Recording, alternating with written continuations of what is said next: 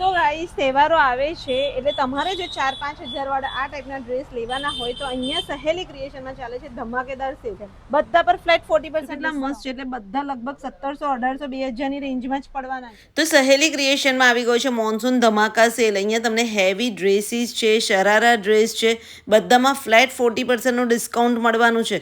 તો ફેબ્રિકની વાત કરું તો સીમર સિલ્ક છે, બધાના તમને હેન્ડવર્કવાળા ડ્રેસીસનું કલેક્શન મસ્ત મળી જવાનું છે।